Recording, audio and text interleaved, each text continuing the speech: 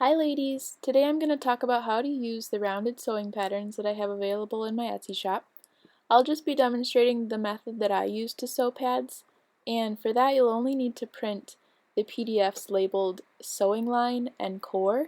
I include the seam allowances for those who use them, but for the way that I do it you won't need to print those out.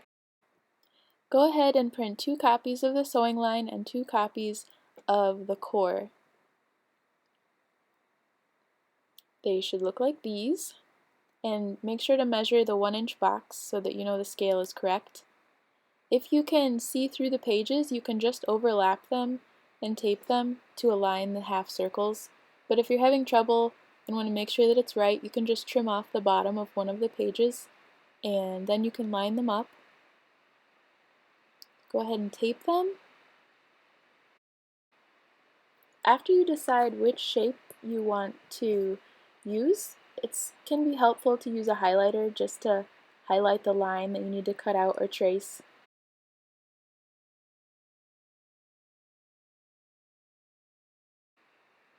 Here's my topper fabric.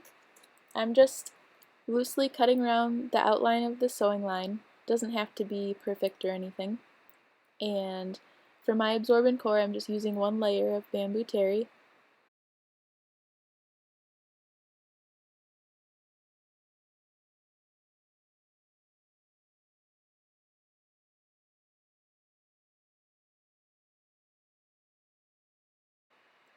Now I'm going to place the sewing line on the back of my topper, and I'm just using a disappearing marker, or you could use a washable Crayola marker. So that's the line that I'll sew on, and I place the core within that line evenly so I know that my core will be centered. Now it's pinned on, and I'm just going to sew it to the back of the topper. I usually don't sew over pins. I didn't realize I was doing that. You'll see that I do a lot of adjusting and lifting the presser foot. I don't like to try to pull on the fabric in order to manipulate it, unless it's a really large curve. But for the small ones, I like to do a couple stitches and then lift the foot and turn it so that I'm not bunching the fabric and then sewing ripples into it.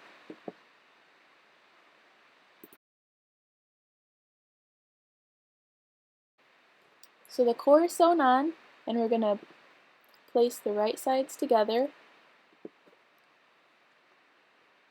and pin them. I like to pin in important areas, so at the top and bottom of the curves and in all of the corners.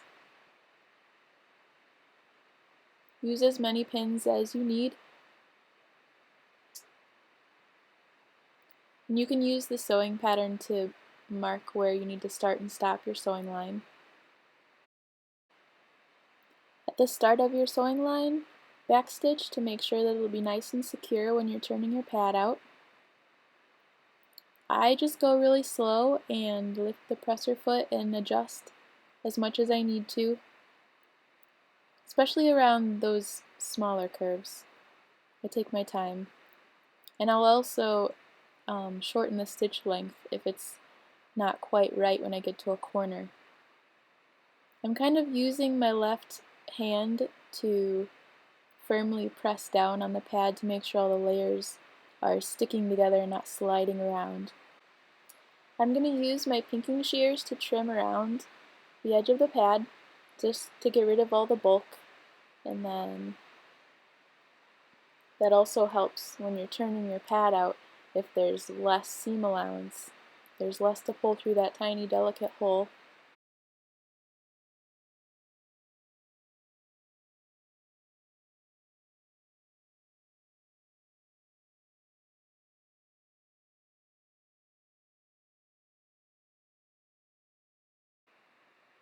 Where the turning hole is, you'll want to leave more fabric so that you can fold that in and sew them down securely. And then trim the corners so those don't bunch after you've turned the pad out. Just make sure not to clip your thread where you've sewn. And then snip into those inner corners If you don't do that, then you're going to turn your pad out and it's going to bunch in the corners, and if you forget to do it, you'll realize it immediately, and you'll have to try to turn it out again and fix it.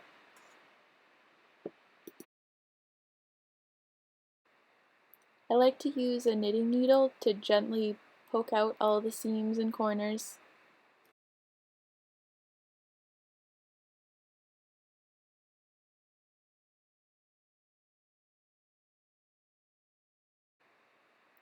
Now I'm going to iron it on low heat.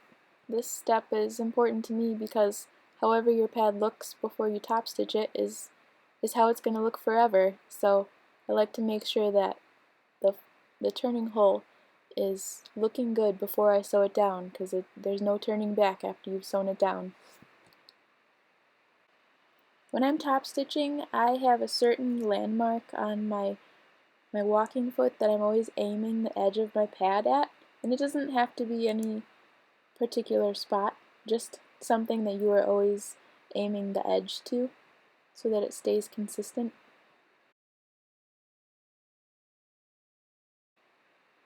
Although the video is sped up around these tight curves, I go pretty slow, lifting the foot every 1 or 2 stitches.